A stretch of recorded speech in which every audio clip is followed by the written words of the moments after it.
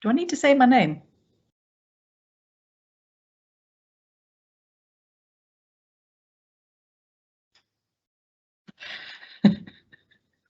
Yes or no?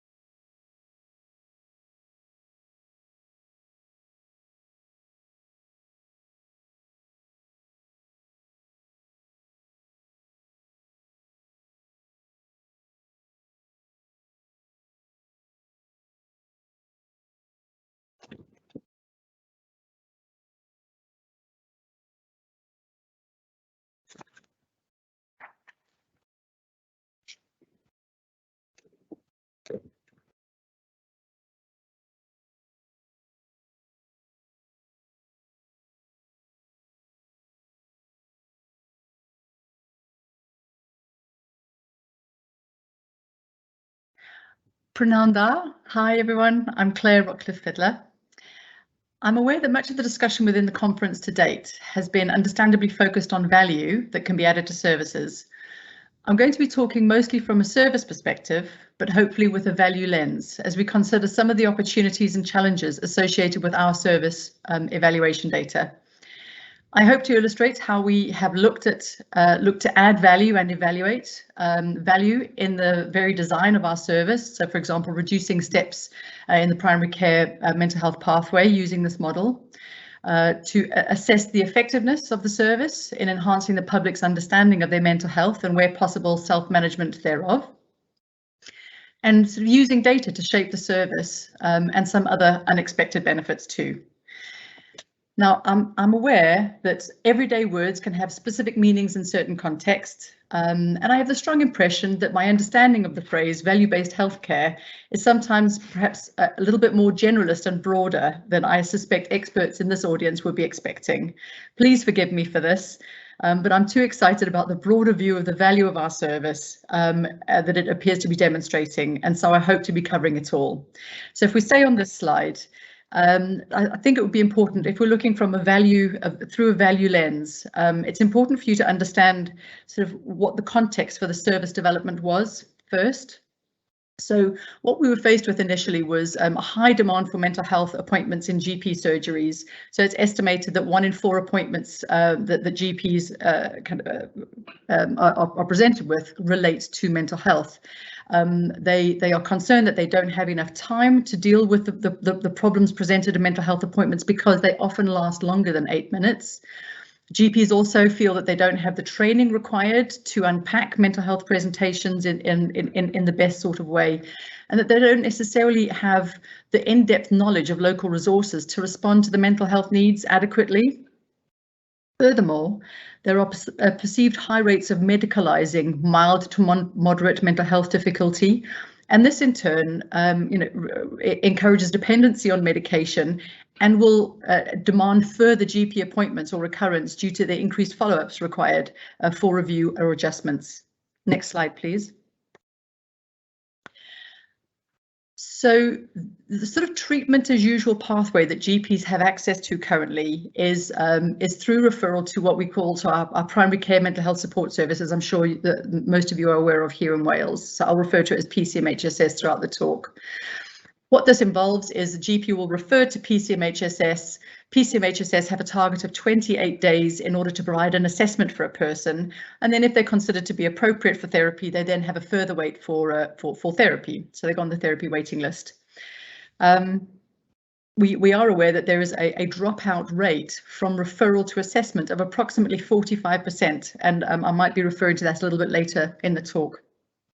And finally, GP recurrence rates are sometimes higher due to their need to sort of hold clients at times who might be waiting for therapy or potentially bouncing between services. So GPs are often having to field questions and people being unsure as to which the right pathway is for them, or still distressed, but not being able to access service due to long waits. So if I can show you this on a mapped pathway on the next slide. So what the sort of current treatment as usual pathway here for most services in Wales is sort of the red box highlights kind of an individual experiencing some kind of distress. Now they have access to community wellbeing resources, that includes the internet and sort of self-help options. They might be familiar with organisations such as Mind for generic mental health, or Cruise for bereavement support, or Citizens Advice Bureau, for example, if their distress relates to benefits issues. So they might access those directly, but many people turn to their GP. And so they kind of, if we start counting steps, we would say the first step along the pathway for them is an 8-minute appointment with a GP. Now, sometimes a GP will medicate, sometimes the public are themselves asking for medication for this. And so that brings with it the associated follow-up. But sort of the mental health pathway would involve so step 2 is where the GP refers to the local PCMHSS. And so then what happens after that is, once the referral is received, the PCMHSS booking team sends out an opt-in letter for the person to confirm that they would like to be seen.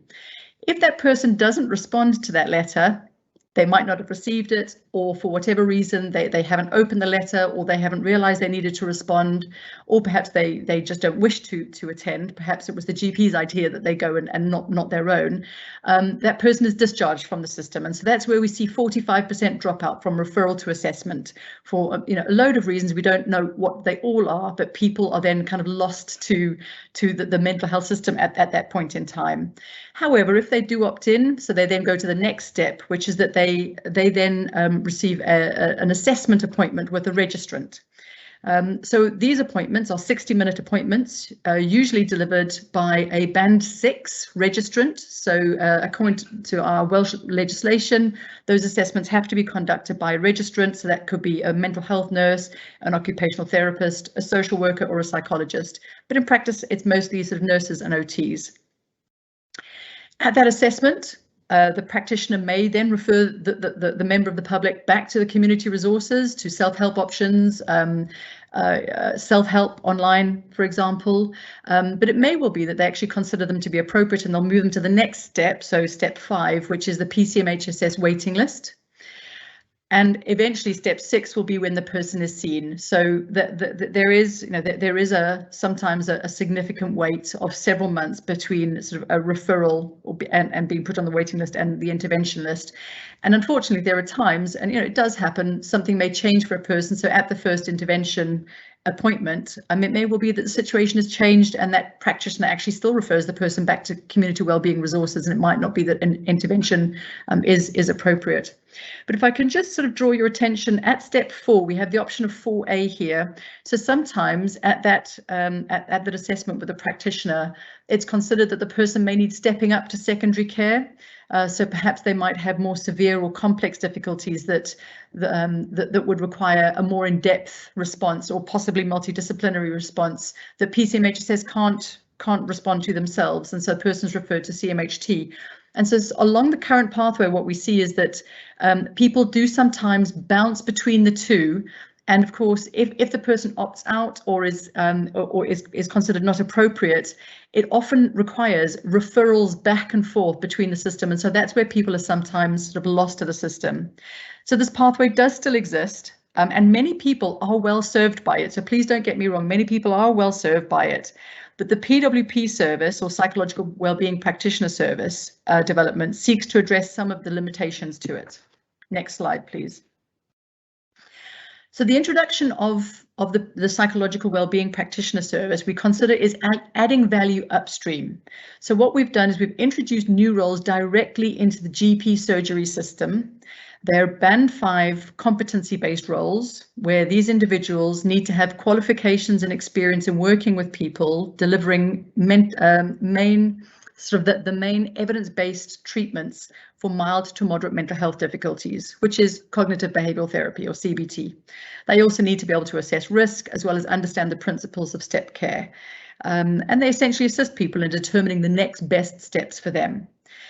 We're investing upfront in time with people in that we offer sort of a fairly significant, eye-watering to some GPs in GP practices amount of time for an individual, 45 minutes, to try to sort of understand more fully the problem that the person is experiencing and trying to unravel what are sometimes complex situations that can result in emotional distress. The PWP supports the person to sort of formulate or understand the difficulty, and they'll share information with the person, provide some limited psychoeducation so that they understand a little bit more about sort of, what may be an entirely normal and understandable response, which a lot of people worry about. So, there's a lot of normalization that happens in those appointments. And that kind of normalization and psychoeducation is often lost where you have sort of a fairly significant dropout. So somebody would present in the heat of emotion. Often they've been struggling for some time. Eventually they present for help. If they have to then wait a significant period of time, they might kind of return to just sort of keeping their head above water. The emotion might not be as hot. So if we're able to get that intervention earlier on in the process where the emotion is still kind of highly motivating for the person, we have the opportunity then to provide information at that point. Just finally, so I've already said that these practitioners are GP surgery based. What I omitted to say is that they are booked directly within the GP appointment system, and they're seen usually within 2 weeks. Next slide, please. So as I've mentioned, they provide some psychoeducation. They also provide local information that's mostly immediately available via self-help, for example, online options, linking with community resources where they might be able to get a fairly immediate response. So we feel that they get the public are getting the right information at the right time. Our PWPs are also able to refer direct to the PCMHSS waiting list if required. So there's no further assessment required for that. They go direct to waiting list. And because they're GP surgery based and it's not based on a referral to a service, they remain available if the person needs to rethink the plan, or if the plan didn't work, or the situation has changed for them in some way. They're also there available to teach skills if required whilst this person is on the waiting list. And if the person experiences any sort of obstacles to accessing mental health services, which for those of you who don't know, can be incredibly tricky and complex, those practitioners can help navigate those because they're linked in with mental health services. And so we help facilitate that pathway for people. So to illustrate the pathway, next slide, please. As you can already see, sort of at first glance, we've got far fewer steps on this pathway. So this pathway sort of has the 3 steps. So, as before, member of the public experiences distress, they can access community resources, but if they call their GP, what the pathway recommends is that a receptionist is able to book a person in directly with a PWP. So they will do some triage, a couple of triage questions, but they're able to book directly in with the PWP. In practice, and perhaps because the service is new, we are finding that a number of GPs do prefer to sort of offer a triage appointment first, just to ensure that it's an appropriate course of action.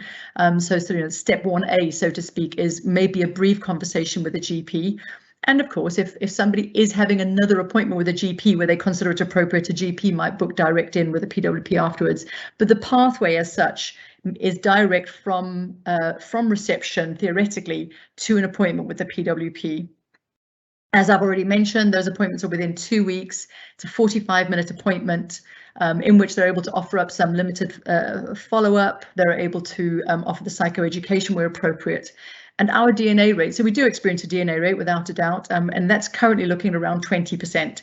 So we're able to get access to more of the public who are presenting with mental health difficulties than the other route, which I think is incredibly valuable, especially given that opportunity to provide that limited psychoeducation. So our PWP then, so the next step is, if considered appropriate, they then may be stepped onto the treatment waiting list, and then proceed from that point onto the initial intervention and or review, should they're required to do so. But as you'll see from our outcomes later, the vast majority of people actually are signposted up to community wellbeing resources and self-help because they've got time with that PWP who will help them to understand what it is that they need to access, why, and perhaps say that they're available for support with it should they need to do so. There are times, as is the case with PCMH assessments, that a PWP will assess somebody who is also appropriate for secondary care, and so they will also try to facilitate a referral for that. But one of the benefits of this pathway is the individual has the PWP that they can return to, so they're not bouncing around the system alone, and it's not about kind of necessarily being lost to the system. Our PWPs encourage the person to return if something hasn't worked or if they're experiencing difficulties. So our PWPs really help a person along the pathway and make sure that they're not lost. Before I move on from this pathway, I'd just also like to show you where our PWPs sort of collect our data. So just underneath the red box, so as an appointment is booked in, our PWPs will usually then send out a link for the Core 10. You will have heard other speakers speak about the Core 10 earlier on in this week, so I won't go into lots of detail about that, but basically it's a clinical outcome measure. They will collect data within the appointment, so they'll be completing sort of data sheets that help us with the data for kind of just the general service information. And at the end of that appointment, they'll send out a link for the PREM, or the patient-related experience measure.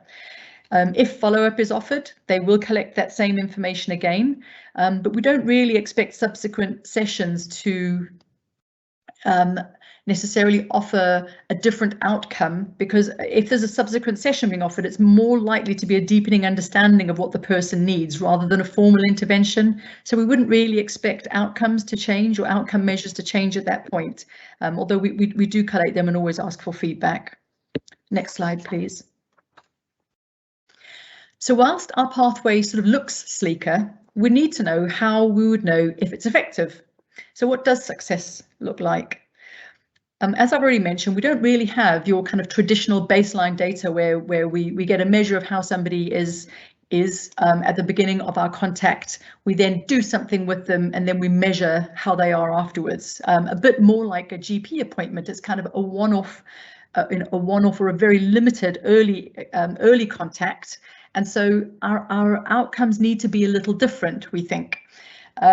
So what we did is we've identified some key performance indicators that would be important to us to possibly indicate success. Those two KPIs are sort of GP appointment recurrence rates, so how often people are going back to GP appointments, the rate of the prescription of new medications. That would be sort of a key issue for us. We also know that it's really important to hear from those who use our service. And so we developed a patient experience measure, or I'll be referring to it as our PREM, which is a combination of mixed sort of quantitative and qualitative data. We wanted to capture data like who we're seeing, what problems they present with, and what outcomes are suggested. And so that's our sort of service data, where we collate information, sort of a range of factors, and we want to know that we're seeing, what kind of severity of difficulty we see, which is why we administer the Core 10, a clinical outcomes measure. And finally, given the significant time investment that these practitioners offer, the 45 minutes, we thought that it was important also to consider the impact of this from a cost effectiveness point of view, and so we are also undertaking a cost effectiveness mapping. Next slide, please. I smile when I look back on my naive self, initially considering collecting data using paper forms and remembering the palpable relief I felt at the prospect that our value team could assist us in collecting this digitally. I also have to be absolutely honest and own up to the fact that I didn't fully appreciate the quantity of data that we're collecting from this number of appointments. So just to give you a bit of a sense as to how we're collecting or how we're obtaining our data, the data for the KPIs, the sort of GP recurrence and medication rates have got to come from GP IT systems. Our value team set up access to the PREM and the Core 10 using Bristol Online Survey, or BOSS. And from that, we download that information into Excel, an Excel worksheet. And our service data was originally, and it's a good job you're all on mute and I can't see you laugh, because it was all on Excel forms which were manually collated and analysed. Next slide, please. So as you can imagine, we've experienced a number of challenges collecting our data, some not being dissimilar to speakers I heard earlier on this week, so especially India and Adam from Swansea Bay. Rest assured, our solution to the core 10 is no better than yours was at all. So, thinking specifically, so because doctor only seems to interface with secondary care systems, we weren't able to auto-populate any data from GP systems, and I'll talk a bit more about the challenges of GP systems in a minute. The automation of sending out and receiving proms and prems was relatively straightforward, but the core 10, which we've already spoken about very briefly and was discussed in more detail earlier, is a measure that should ideally be totaled to give an overall severity score. And this isn't possible on BOSS, so it makes it clunky and time consuming. PWPs need to send out text links, so that they need to remember to do that, send out text links for these forms. But unfortunately, we've discovered that not all GP surgeries have enabled this service for all staff to use. So there are times when a link has to be sort of emailed, and that in itself brought an additional concern around setting up a no reply generic email address. And I guess that's another step, another thing for our PWPs to have to access, which might potentially reduce the uptake or the use of these measures. I guess another significant challenge was the vast quantity and also the quality of data being collected from appointments. And this information needs to be transferred to our research assistant and then analysed manually. We thought we were really clever to learn about pivot tables.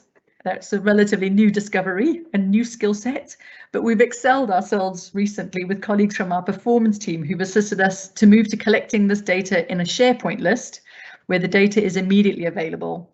And we're in the process of setting up dashboards with easily manipulable settings to access the data we need when we need it. The system also has its significant challenges, and we can discuss that later if there are any questions about it. Next slide, please. I've already mentioned the sort of interoperability difficulties of GP systems and options for automating data collection via doctor. But accessing GP data has posed some additional challenges, as I mentioned. So GP surgeries work using two different systems. So not all surgeries use the same system, and the two are very different with different coding systems. So EMIS and Vision, I'm not sure if people are familiar with them, but they have very different coding systems also. And being external to those systems, there is very little training in how to use the systems. And my understanding is that even staff using them finds those systems quite challenging to sort of navigate. And in particular, doing any kind of complex searches to automate the searches is not easy at all. And so we had to resort to hand searches on GP IT systems. And finally, I think this is an understanding challenge because GPs are independent contractors. Accessing data sort of from independent practices is also challenging at times, and has limited the sort of sample of information we've been able to draw on. Finally, the costing exercise for value has not been straightforward, and so this work is in progress. So I feel I might have left you heavy-hearted with all the challenges. So let me try to lift your mood this Friday afternoon and share with you some of our successes. Whilst we have a lot more data that I'm not showing you this afternoon, data around ensuring that we're seeing who we need to see, I'd like to show you data that in our view demonstrates the effectiveness of the service. So this chart, I should have added in the detail, I do apologise, was collected, this data collected between January and August this year and is representative of information from 6,719 appointments. Those mathematicians in the group will already probably have tallied up that this amounts to more than 100% because sometimes an appointment does result in more than one outcome. And when I say outcome, I mean next step or the plan for the person going forward. So sometimes it may be that there might be a referral back to GP for medication, but then there also might be a referral to PCMHSS in the same appointment, for example. But what this data kind of shows us is the small amount of people that are referred back, or shall I say the small proportion of appointments that result in referral back to GP for a specific reason. It gives us a bit of an idea about the number. No, it doesn't give us a bit of an idea. It tells us exactly kind of what the proportion of our outcomes result in a referral to PCMHSS. But then really excitingly, so when this data first started coming out, and to see it consistently look this way across the months, is that consistently the vast majority of the sort of plan for the people that are PWPC are self-help and community-based resources. So for those of you who don't know, Silver Cloud is an online CBT course that people can access. There's also sort of 41% are accessing or encouraged to access self-help materials. Another sort of 41 signposted to either social support services or community well-being organisations, with the remainder being sort of watchful waiting, possibly a follow-up or no follow-up, or sort of no further input required. So just thinking for a moment why this data might be useful. I guess it provides, so I have already used this kind of data to provide reassurance for GPs who were coming on board with the service about, what the level of referral back to them or booking back in with them looks like. Similar with PCMHSS. It also sort of assists PCMHSS looking at the numbers of who we're referring to and what we're asking for, helps them sort of plan for their work going forward. And most importantly, also, it confirms the extent to which people are directed to kind of self-management, self-help, which we consider to be, vastly, very much more in line with prevention work, which is great. Next slide, please. So this slide really demonstrates our PREM feedback, and it's been unexpectedly powerful in demonstrating the value of this service for us.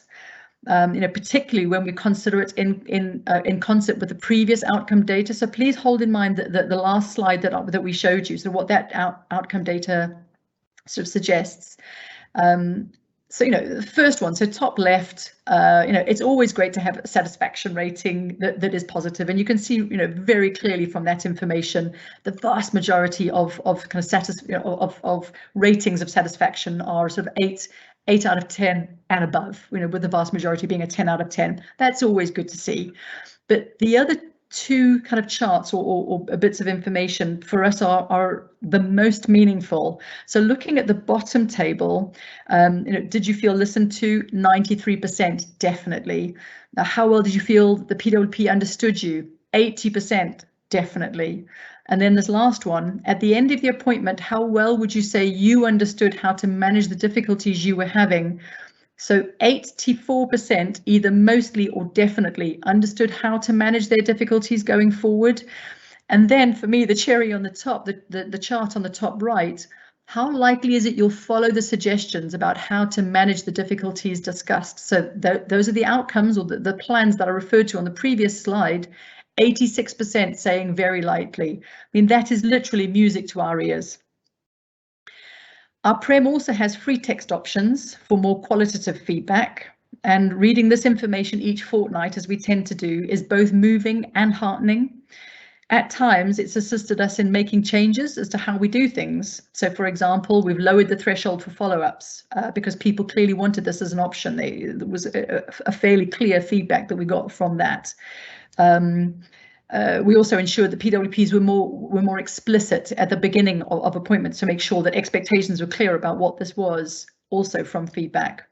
So if you can show the next slide, I'd like you to just read some of the examples of quotes. So there were loads I could have chosen from. These were just some that I thought were particularly interesting. So I'll just be quiet for a moment to allow you to read them. And the disclaimer here is that these quotes were copied directly from Excel. So on this occasion, the spelling issues on this page are not mine.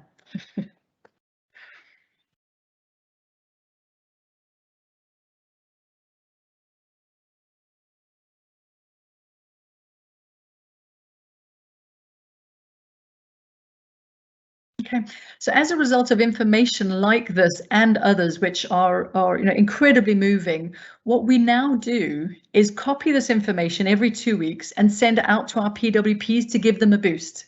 So the kind of work that they do, where they only see people often kind of right at the beginning of a journey, don't really have a sense as to the impact of that. This information tends to give some of that, and it's so meaningful for them. And so we do now use this data in this way.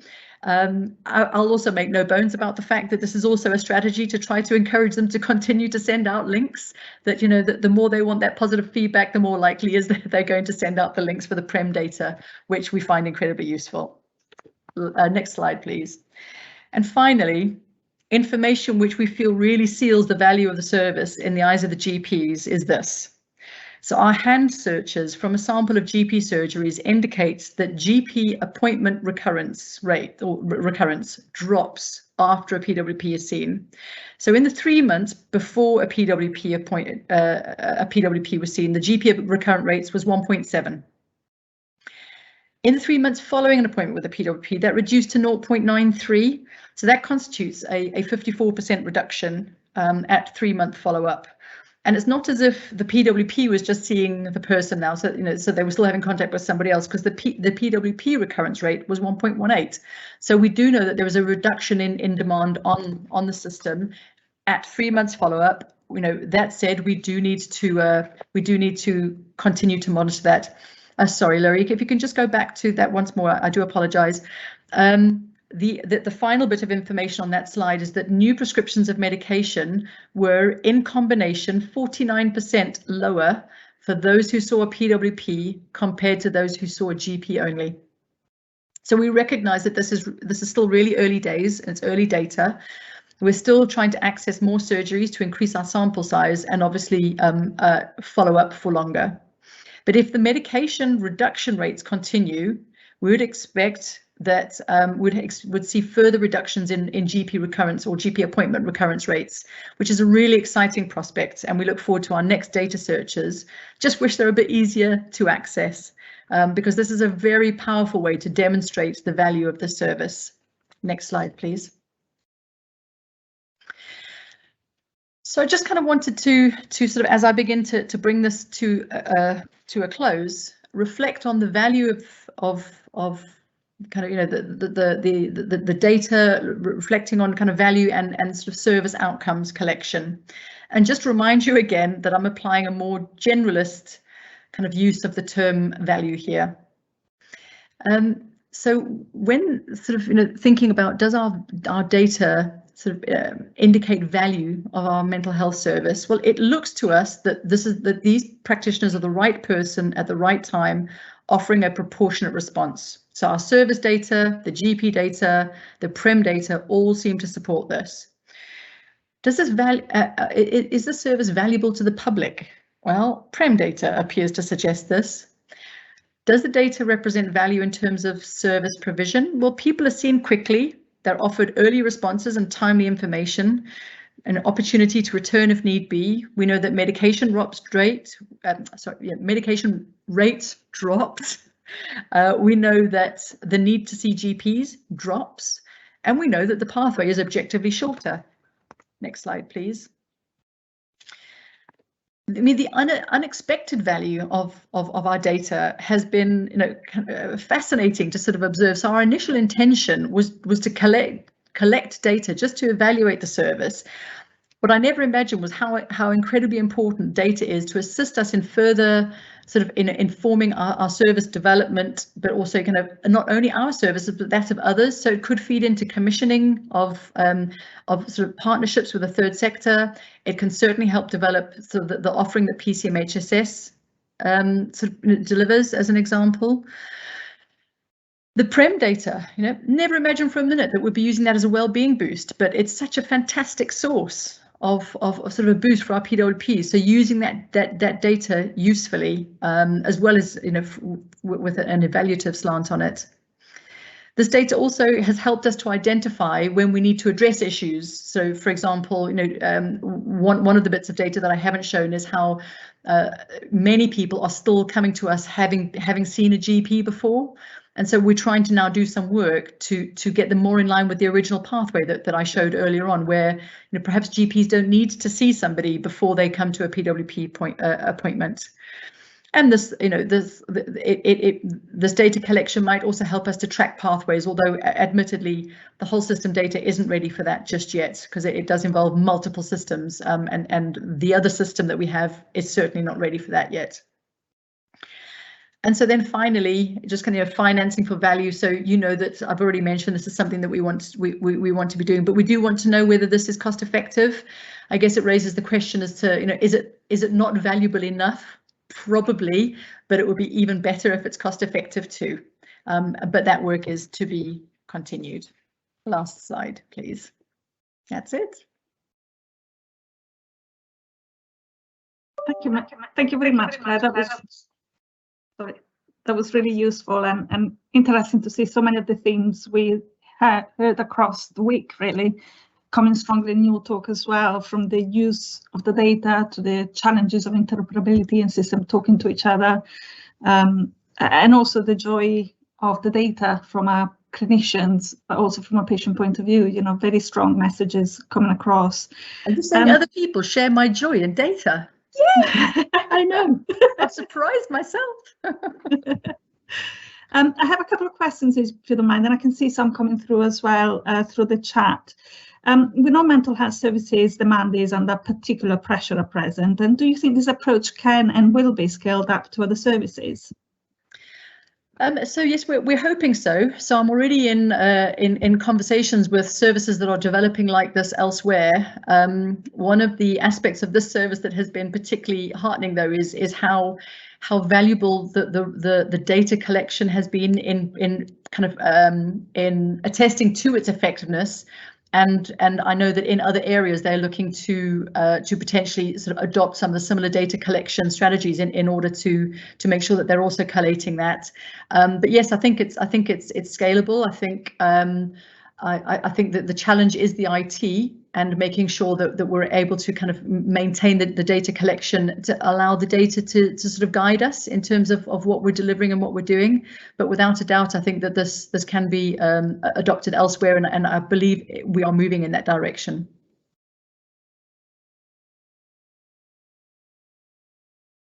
Sorry, I forgot to unmute myself. There's a question here from Alan Wardle.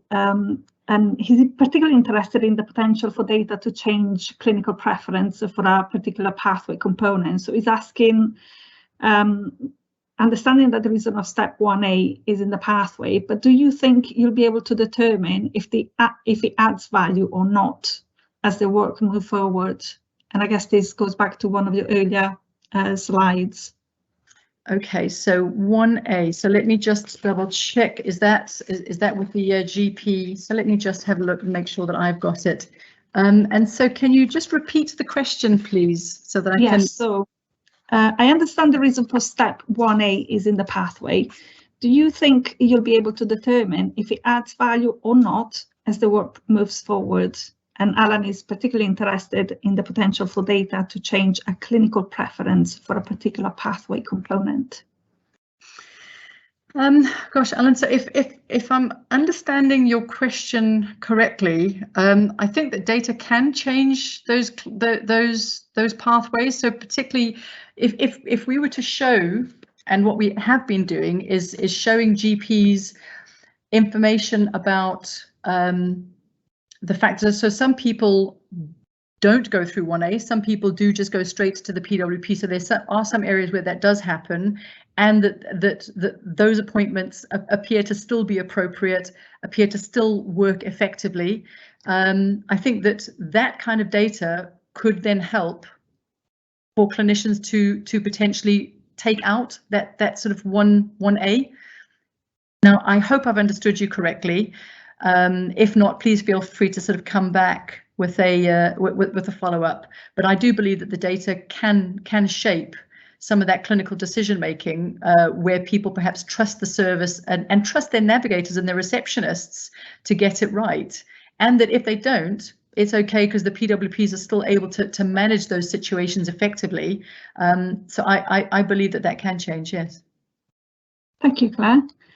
One more, if you don't mind. Have you had input from an Aaron Bevan information and digital team and other arm's length organisations such as Tech Cambry or CDAW, which is part of our Value and Health team, to looking at the evaluation and data? So not to look at, so the value team have been working alongside us the whole way, and offered some support in that. I mean, we were very lucky we had a research assistant, so we didn't require the input as much as perhaps other organisations or other services might. We had some interface with our IT, but unfortunately we were told that they weren't able to assist us. And so it has been our performance team who've actually ended up taking the lead in assisting us to develop data systems, data management systems that help us particularly cope with the service data. I think one of the aspects that I found is that I kind of didn't know what I didn't know, and I didn't know who could help me. And so I did a lot of sending emails out and asking for help, particularly around some of these data issues. And so, we just accessed who we could, and our IT, for a number of reasons, our IT service wasn't able to assist as fully at the time. They have come on board since, but to be fair, that was also since the performance team assisted us in developing something. And when that developing something presented a few difficulties, IT then came in to help kind of rescue that situation. So yes, I hope that helps a little. I think the other side that was important was sort of information governance wasn't initially consulted, and so that's something in hindsight we should have done right at the beginning, to sort of think about patient data, and so we have now obviously consulted with them, but I know that wasn't the question at hand, but that just kind of reminded me to make sure that any services that are doing this, to make sure they're speaking with information governance to ensure any new information they're gathering is kind of in accordance with that.